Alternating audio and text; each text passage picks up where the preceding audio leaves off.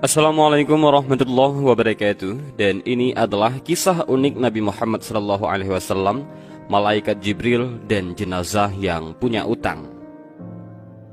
Utang tersebut ternyata bisa hilang karena sebuah amalan yang kerap ia baca semasa hidup.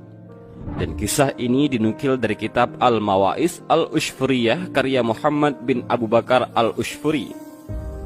Ceritanya, suatu ketika Nabi Muhammad SAW berada di Madinah dan tiba-tiba ada iring-iringan jenazah yang melintas di depan beliau. Nabi Muhammad SAW pun lantas bertanya ke pengiring jenazah yang punya utang tersebut, "Apakah jenazah ini masih punya utang?" "Iya, wahai Rasulullah, ia masih memiliki utang 4 dirham," jawab mereka. Rasulullah SAW pun bersabda, "Maka salatkanlah jenazah ini.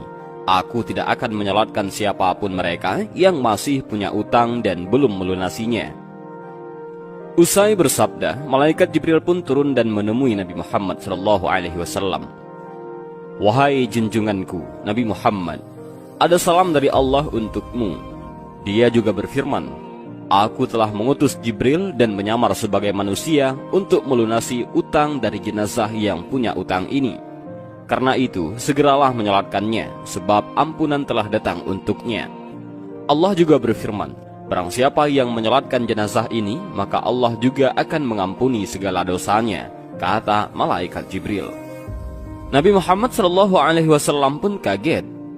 Apa gerangan yang membuat jenazah yang punya hutang ini dapat kemuliaan begitu besar?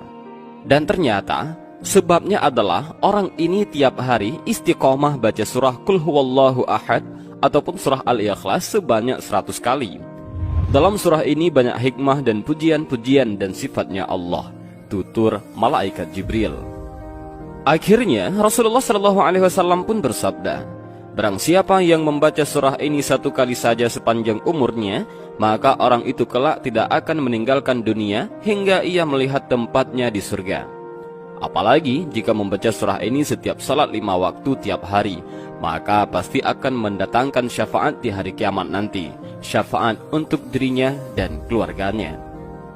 Dalam sebuah hadis lain, riwayat Imam Abu Daud dari Sa'id Al-Khudri, terdapat sebuah kisah inspiratif yang bisa kita ambil hikmah darinya. Suatu ketika Rasulullah SAW menjumpai seorang laki-laki dari sahabat Ansar yang sedang duduk-duduk di masjid saat orang lain sedang sibuk bekerja. Sahabat Ansar ini biasa dipanggil dengan sebutan Abu Umamah Al-Bahili. Raut mukanya nampak